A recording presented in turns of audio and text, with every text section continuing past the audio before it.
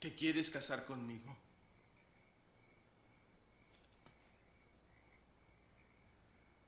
Yo sería un buen marido, Jenny. Lo sé, Forrest.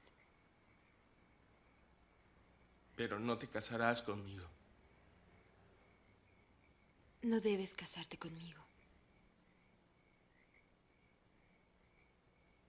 ¿Por qué no me quieres, Jenny?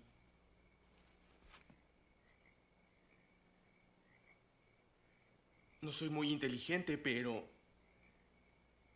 sé lo que es el amor.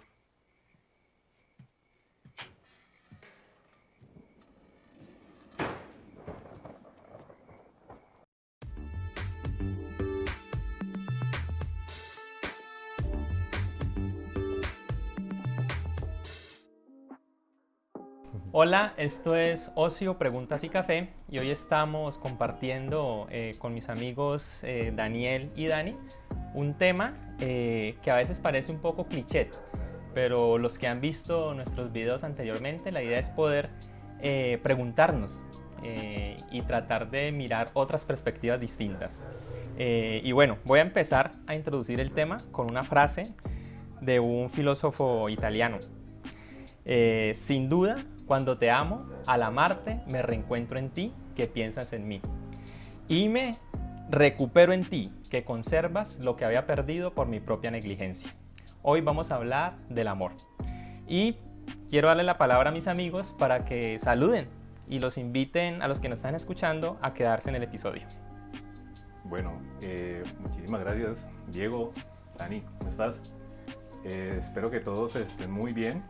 La idea de este encuentro de hoy en Ocio, Preguntas y Café es dedicarnos a hablar de uno de los temas más populares. Yo sé que, así como decías, suena un poco cliché, pero sería genial que tuviéramos un espacio para comentar en el contexto pues, de este mes, con la celebración del Día del Amor y la Amistad acá en el país, pues que habláramos un poco acerca de lo que normalmente no se habla tan popularmente del amor, ¿cierto? Que tomáramos este tema que ha sido como tan retomado por muchos autores, cantantes, artistas, lo que sea, pero de una forma diferente. Entonces, ojalá que les guste el episodio de hoy y pues nada, pues vamos a tratar de generar algunas ideas, preguntas sobre todo, que ojalá les resulten muy interesantes.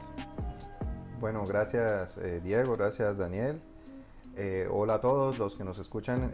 Hoy la pregunta es por el amor y la idea es hacer una aproximación crítica, como ya es costumbre en nuestro canal, por lo que vamos a hablar del lado oscuro del amor, del desamor y de por qué se sufre tanto por amor.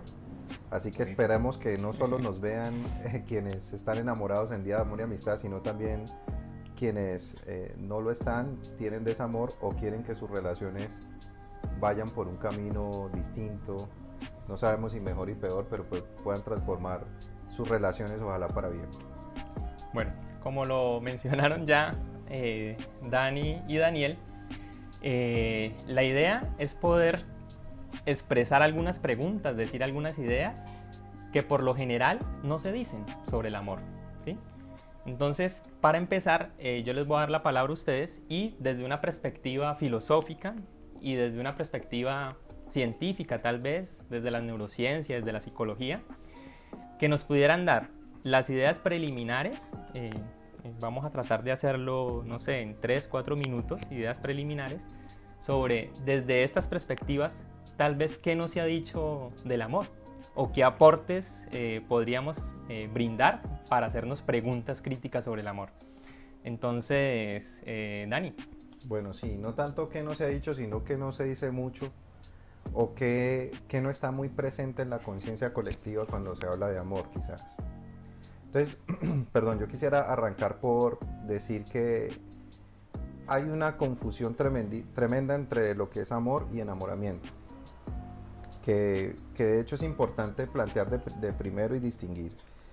Y obviamente la experiencia del enamoramiento tiene que ver con una serie de síntomas y de situaciones psicológicas que experimentamos y que están muy de la mano de una especie de respuesta fisiológica, neuroendocrina, son hormonas haciendo cosquillas o neurotransmisores haciendo cosquillas en el cerebro, y por ahí derecho entonces sentimos una obsesiva ideación por la persona que nos enamora, sentimos mariposas en el estómago, sentimos un intenso deseo sexual, nos preocupamos de manera excesiva por la otra persona y todo el tiempo fantaseamos con ella. Pero afortunadamente esa etapa no dura mucho tiempo, porque si no rápidamente desatenderíamos, qué sé yo, nuestras labores, y no podríamos vivir otra vida que no fuera la de ser esclavo del sentimiento. Por lo que enhorabuena, esa etapa dura entre 14 meses a 2 años, y eso es lo que muestran todas las investigaciones.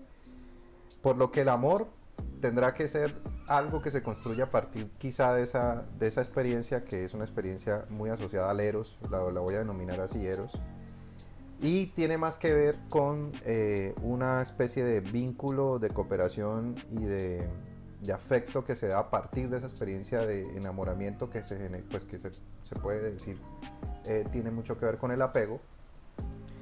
Y esto otro que tiene que ver con un tejido de sentidos y con una especie de relación de confianza que ya podemos llamar filia, es lo que yo asocio mucho más con el amor. También el tema del ágape, que es quizá una ternura y una especie de cariño especial por el otro. Claro, la combinación de las tres cosas es quizá lo que más se puede entender como amor, y obviamente el tejido de significados que rodea esa experiencia varía según cultura. Pero para empezar, yo quisiera arrancar por hacer esa distinción entre amor y enamoramiento, y decir que el amor tiene más que ver con las tres cosas, con el eros, la filia y el ágape, y no solamente con la experiencia obsesiva de pequeño estado de locura que es el enamoramiento. Ok, Dani, muchas gracias. De hecho, pues ahora en el segundo momento del episodio, me gustaría proponer algo que tiene que ver quizás con esa diferencia que haces de enamoramiento y amor, y es pensarnos que en nuestra sociedad actual pues hay un concepto que tiene que ver con esta sociedad de la transparencia. Lo que se promueve es el enamoramiento, y en ese sentido algunos autores proponen lo del estar adictos al enamoramiento, y por eso tanta dificultad a aceptar frustraciones o dificultades en el amor, ¿sí? Porque pensamos que solamente eso es la vivencia del amor, pero la idea es que en un segundo momento pero podamos... una pregunta, Diego, esa transparencia a la que te refieres allí, que me imagino que refiere a Byung-Chul Han, ¿cómo se debería entender? Porque muchas parejas reclamarían de que es bueno ser transparentes en el amor, sí, y es algo así como ser honestos, claro, y decirnos la verdad siempre. Sí. ¿Qué sentido tendría no eso tiene allí? que ver, o sea, la transparencia, de hecho, él lo deja muy claro, transparencia es distinto a verdad, ¿sí? La transparencia lo que pretende es desaparecer el otro, ¿sí? La transparencia tiene que ver con que no haya otredad, que no haya una diferencia. Ese es como el sentido de transparencia, y digamos que lo relaciona mucho con lo de la virtualidad también, donde en la virtualidad, por ejemplo, el sentido de intimidad se escabulle totalmente, ¿sí? Entonces esa transparencia, por supuesto, no tiene que ver con el sentido de verdad, sino con destruir precisamente la individualidad del otro, ¿sí? La otredad, es más por ese camino. Okay. Pero igual ahorita también con Daniel lo podemos ampliar un poco. Sí, claro. Pero Daniel, cuéntanos entonces desde esta perspectiva de la filosofía, como qué preguntas nos podrían invitar a hacer desde esa perspectiva, o qué reflexiones en relación con el amor. Bueno, en la filosofía el amor es un tema de esos profundísimos, ¿no? de esos que, a pesar de no ser una de las ramas pues, de la filosofía a la que específicamente se especialice sobre, hay unas reflexiones bien interesantes sobre el amor. Por supuesto, pues tenemos muy poco tiempo para tenerlas todas, y obviamente pues yo no tengo conocimiento de todas las exposiciones, pero hay unos bien interesantes. Digamos que empecemos por lo principal, ¿sí? Empecemos por tratar de hacer una aproximación al qué es el amor. Es una pregunta que ya de por sí acoge, ¿cierto? Y da paso a que podamos hacer una gran reflexión sobre el amor. Las concepciones que nosotros tenemos sobre esa pregunta, las respuestas que pudiéramos dar, nos van a dar respuestas al mismo tiempo de cómo solemos relacionarnos con el otro, con las otras personas, con el mundo y con nosotros mismos, ¿sí?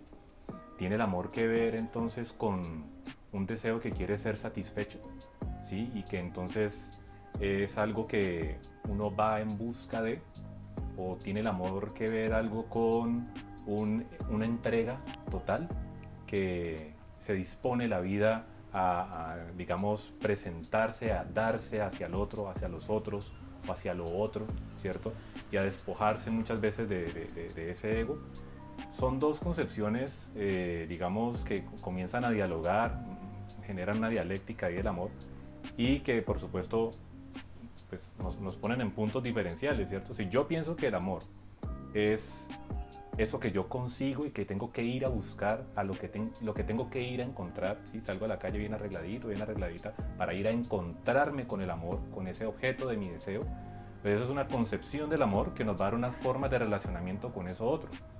Tal vez unas formas de relacionamiento que tienen que ver más con poseer algo, con tener algo, con ir al encuentro de otro para poder tenerlo, acogerlo hacia mí. Si mi concepción, por el contrario, tiene que ver con una entrega, ¿cierto? Pues por supuesto, pues nos da como la idea de que el amor tiene que ver mucho con que yo pueda despojarme de mucho de mi deseo, ¿cierto? Tal vez totalmente del deseo y darme a la otra persona. Es decir, valorar principalmente los deseos o el bienestar de la otra persona por encima del mío. Ambas concepciones tienen sus posturas, tienen sus bondades y también sus contras.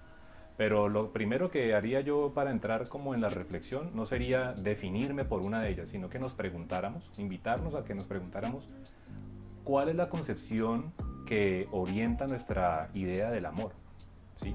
Antes de poder, digamos, decir muchas cosas, la primera pregunta que creo que sería pertinente hacernos es ¿qué es eso que llamamos amor?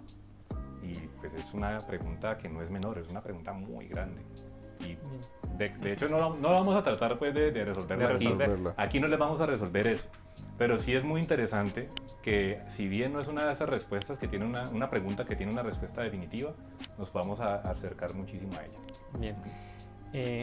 Bueno, y podríamos empezar a acercarnos un poco a ella con una posición pues que incluso presenta Byung-Chul Han, que es un filósofo que conocemos los tres, en relación con el amor. Y él presenta una perspectiva desde que el amor es entendido como un producto de consumo y como una mercancía.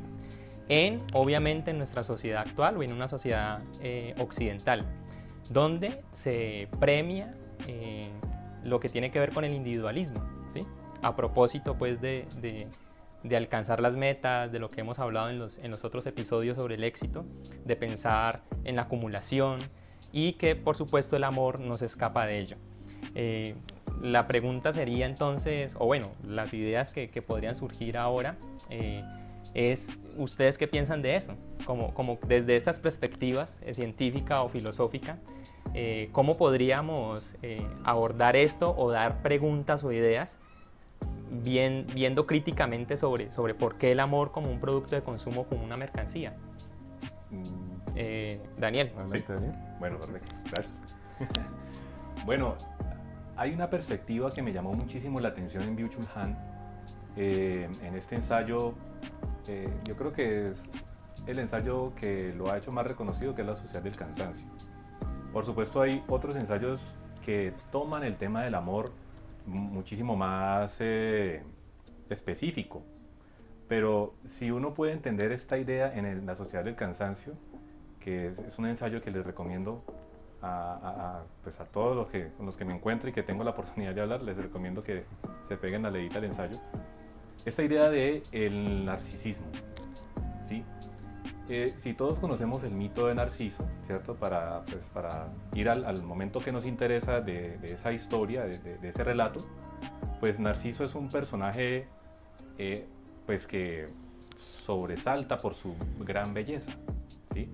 Y al ser considerado él tan bello y al darse cuenta de que es tan bello, pues bajo un castigo propuesto por la diosa Hera, pues él tiene que enamorarse de su propio reflejo, ¿sí? Su propio reflejo, ¿qué significa? Significa que él se enamora de sí mismo, ¿sí? Él se enamora de sí mismo. Él pone el objeto de deseo en su propio reflejo. ¿sí?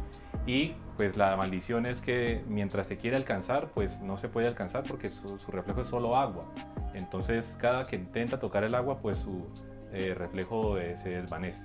Algunas historias indican que él trata de alcanzarse hasta que finalmente se cae al agua y muere ahogado. Esto quiere decir, como metáfora para el comportamiento que nosotros pudiéramos estar teniendo en muchas cosas, inclusive en estos acercamientos sobre el amor, que mucho de lo que nosotros manejamos como respuesta a qué es el amor, nuestras concepciones del amor, tienen que ver con que el otro se asemeje lo más posible a lo que yo deseo, es decir, a lo que me satisfaga. Un poco como en palabras del mito, yo poder reflejar, proyectarme en el otro, a que se amolde a lo que yo quiero, a lo que yo soy, a mi ego, para yo poder así a ese otro hacerlo objeto de mi deseo, que es como se explica un poco esa idea de la transparencia. Es como si el otro no fuera algo que me interrumpe, sino que es totalmente diáfano para mí, ¿cierto? Entonces yo puedo traspasar al otro, ¿cierto? Ver a través del otro porque es casi como yo, y yo me transparento y el otro se transparenta, ¿cierto? Entonces es una especie como de juego óptico en el que yo no tengo nada que me obstaculice, sino que todo se me es transparente. Todo me es transparente porque pues básicamente no se justifica ninguna negatividad hacia mí, ¿cierto? Cuando hablamos de negatividad y de positividad en este autor, estamos hablando de que no algo bueno o malo, ¿no? Estamos hablando de que hay una especie como de concepción de que lo negativo es lo que puede ser otro, lo diferente, y lo positivo es lo contrario, lo que comienza a ser igual a mí, ¿cierto? Entonces, ese exceso de positividad, esa concepción de él del exceso de positividad se da también en el amor. A veces pensamos que el otro o la otra persona tiene que ser parte de lo que yo deseo, o tiene que ser totalmente como yo la deseo, y eso, como hablabas ahorita en tu introducción, Dani, eso tiene que ver mucho más con el estado de enamoramiento, en el que uno, pues, gracias a ese erotismo que suele emanar de las acciones muchísimo más tranquilas, más naturales, pues yo como que distorsiono un poco la realidad y puedo notar todo lo bueno, casi que exacerbado, maximizado en la otra persona, pero son estados que con el tiempo se van disminuyendo, van pasando, y ahí es donde comenzamos a ver que la otra persona es un otro, es muy diferente a mí, y van fallando entonces las relaciones porque yo ya no sé convivir con eso tan otro, tan diferente a mí, y ahí es donde tenemos un amor que puede entrar en otro tipo de crisis, ¿cierto? Superable, por supuesto, pero que nos tiene a veces en unos loops de fracasos amorosos muy duros. Entonces cierro con esto de que precisamente es en el mito de Narciso estamos muchos, ¿sí? Las concepciones del amor tienden a ver que yo quiero reflejarme en el otro, y resulta que el amor tiene más que ver con dejar al otro poder ser otro.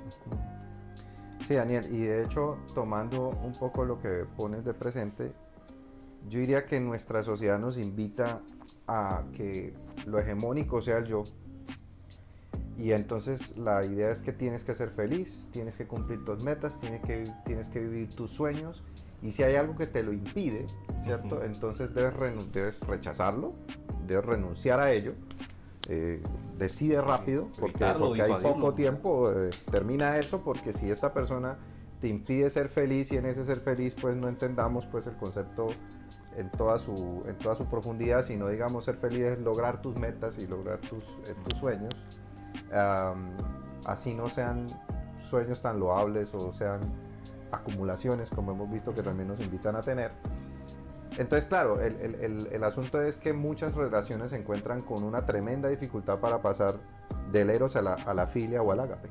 En otras palabras, tienen dificultades, conciben que el amor es este estado de absoluta locura, de absoluta obsesión, que es cuando ven al otro en el checklist con un modelo que tienen en su inconsciente a veces.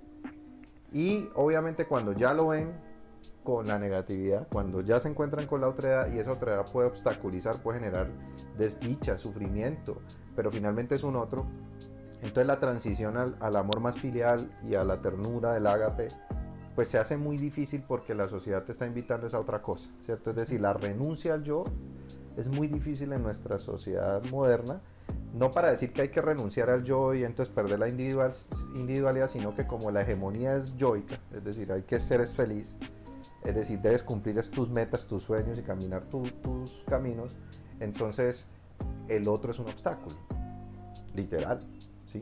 Y claro, el amor entendido como eros es el perfecto bien de consumo, Diego, porque es algo así como que es algo corto, efímero, intenso, pero termina. Y hay que mirar a ver dónde se encuentra el otro. Y finalmente entonces es eso, es la acumulación del eros, y entonces las relaciones van siendo, para poner una metáfora musical, cualquiera que haya escuchado la música clásica o popularmente clásica sabe que los autores desarrollaban, por ejemplo, una idea musical en casi siempre 3 momentos, que era una obertura, pues, una introducción, un desarrollo de la obra y una conclusión. Pero es como si la sociedad moderna nos invitara a que el amor es solo la obertura. Y entonces a partir de esa metáfora musical se acaba la obertura, que casi siempre es corta, y pues, hombre, ya no me interesa el resto de la obra, no puedo ver el desarrollo de la obra ni la conclusión, porque es que lo que tengo entendido es que no puedo perder mi tiempo y tengo que perseguir mis metas. Entonces el desarrollo del amor se hace cada vez más, por así decirlo, extraño en nuestra sociedad. Y en cambio acumular enamoramiento tras enamoramiento tras enamoramiento es una cosa que quizás muchos de ustedes, muchos de los que nos ven, experimentan en esta sociedad. Bien. Tal vez digamos en otro episodio, en otra ocasión, podríamos ahondar un poquito en esta diferencia o en lo que hace referencia al eros, desde las diferentes posturas, incluso la mitología o la filosofía. Porque para Byung-Chul Han, el eros sí es distinto al enamoramiento, y el eros realmente permite la otredad, permite ver esa relación del otro, ¿sí? Okay. Pero pues lo podríamos pensar un poco más. Sí, digamos que sentido. de una manera muy general yo asocio el eros con el enamoramiento, Sí. pero no para decir que en el amor no hay eros.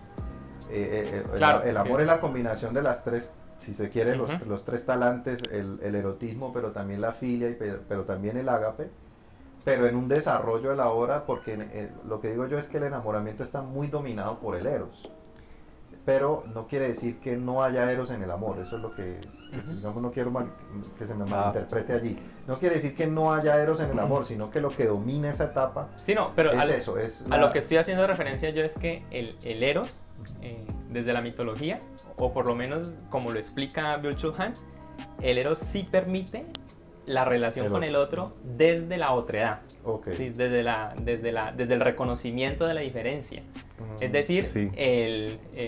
Porque él hace la relación con lo positivo, donde solamente se busca el placer, donde solamente se busca el disfrute pleno, ¿sí? El éxtasis. Okay. Es que y el eros lo que hace es rescatar precisamente la diferencia y no perderse ahí, ¿sí? Okay. Que sí. es un poco, O sea, hay una idea diferente a placer. Es correcto. Sí, porque la idea es que ahí en el erotismo, pues permite, eso es como que el eros, aquí estamos hablando como de este estado de enamoramiento en el que pues hay full ganas con lo que sea y los defectos no se ven y todo esto. Claro que en Byung-Chul Han, ¿cierto? Y solamente como el tratamiento que él intenta darle allí es tratar de hacer una diferenciación entre relaciones que tienen que ver con el erotismo, o que su tratamiento entre los dos o entre los que sean es el erotismo, y en contraposición con la idea de la pornografía. Okay. ¿Por qué? Porque en la pornografía, muy bien de consumo, exacto, es un bien de consumo primero que todo, y además no hay misterio en la pornografía. Al grano. Al grano, eso es lo que hay. No hay erotismo.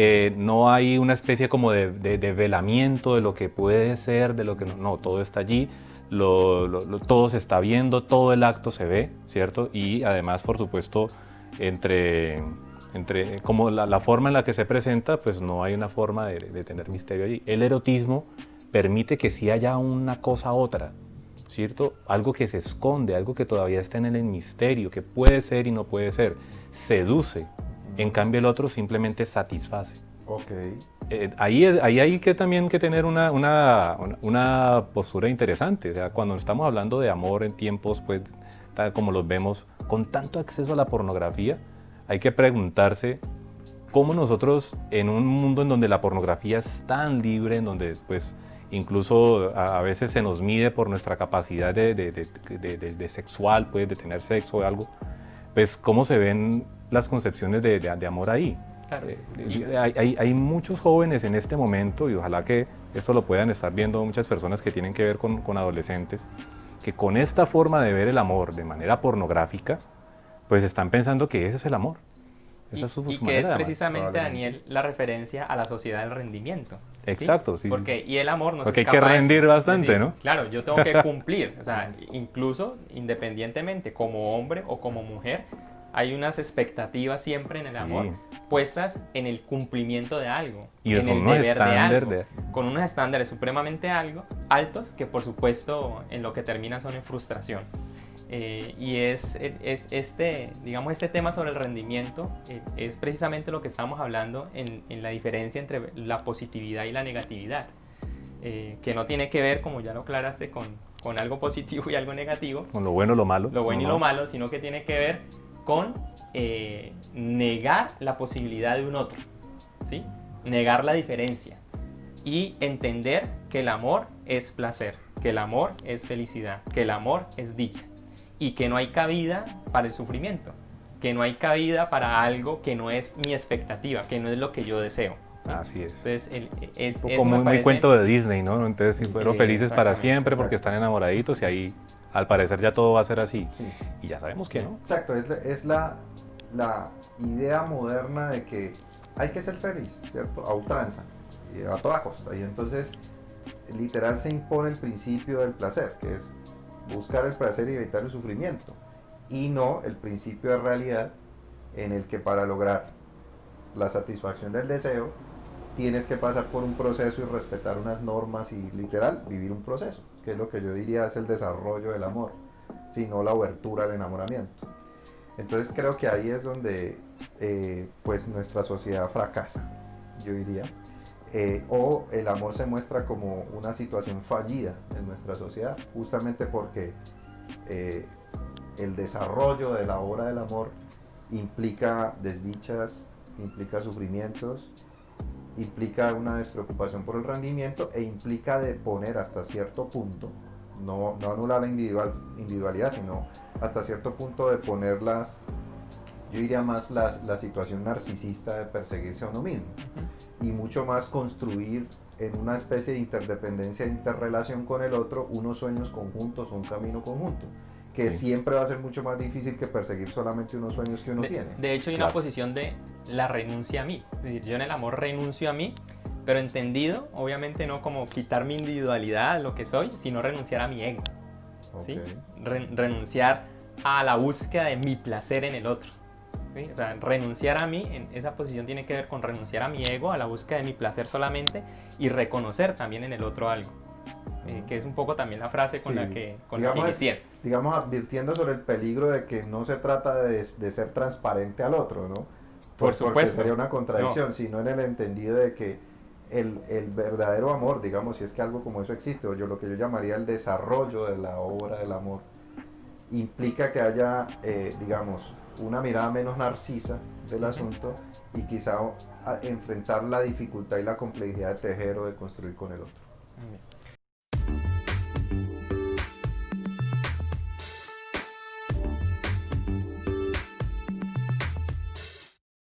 Bueno, muy bien. Me gustaría invitarlos a que cerremos, amigos, con unas ideas o con unas preguntas que nos inviten a pensarnos el amor de una forma distinta. Por lo menos a tener una visión crítica frente a este tema que a veces se vuelve cliché y principalmente pues en nuestra sociedad y a propósito de este mes que el amor se vuelve en consumo. Entonces, ¿qué tal si terminamos de manera muy concisa con algunas ideas o preguntas en relación con esto? Amigo Dani. Bueno, no, yo quisiera poner, digamos, el tema de la desaparición de los rituales, que también le da título a un libro de Han. Y pues lo que yo siento es que o bien los rituales sobre el amor están sistemáticamente desapareciendo o bien se están transformando, pero que de una forma que ya no comprendemos o no nos hace mucho sentido, sobre todo a los que ya somos vintage o vieja guardia. Pues, Pero en cualquier caso, lo que yo siento es que muy probablemente si faltan rituales o si los rituales de amor se vienen disminuyendo, se vienen transformando, vamos a tener que ponerle nuevos sentidos al asunto, crear nuevos simbolismos, nuevas cosas. Yo lo que creo es que deben haber, mejor dicho, los seres humanos necesitamos los rituales. Si los rituales no están, nos los inventamos porque son tan importantes para marcar la psicología propia y la de la comunidad que nos rodea en pro de unos ciertos valores y de unas ciertas etapas o de unas ciertas ideas. Y una de ellas importantísima es la del amor. Entonces lo que yo siento o lo que yo invitaría a pensar es bajo qué sentidos nuevos, bajo qué rituales nuevos que hagan sentido en una sociedad como la nuestra, podemos enmarcar la experiencia del amor para que haga todavía más sentido a la propia psicología y por lo tanto nos acomodemos para no solo quedarnos en la obertura y pasar al desarrollo de la conclusión, y también para que nuestra sociedad entienda, le dé tiempo al amor y no lo entienda como un bien de consumo que hay que vivir intensamente, pero en forma corta y cortar y volver a otro enamoramiento y así sucesivamente acumular enamoramientos. Y en cambio hayan rituales que marquen la idea de que eso tiene un trámite y hay que darle un tiempo y tiene unos simbolismos, unos sentidos, unos significados que le dan una continuidad y por lo tanto algo así como un amarre, un arraigo psicológico. Mi pregunta sería cuáles serían esos sentidos y cuáles podrían ser esos nuevos rituales. Muy bien, gracias, Dani. bueno, Dani, me parece que decís una cosa súper interesante. Me la llevo yo en una frase y es darle tiempo al amor. ¿Sí? Darle tiempo al amor me parece que es fundamental. Es decir, en tiempos en donde todo es doble clic y ya tienes, ¿cierto? En tiempos en donde pues realmente todo el mundo está corriendo, en donde pues incluso nos tomamos como el atrevimiento de tener unos proyectos de vida pues muy, digamos muy rígidos en términos de a esta hora, en este tiempo de mi vida, yo ya me tengo que haber casado, yo ya tengo que tener hijos, yo aquí ya tengo que tener una casa, y al amor lo ponemos como en un plan de vida, ¿cierto? Y entonces estamos apresurados por ver cuál va a ser mi pareja, cuál es la relación que yo voy a tener.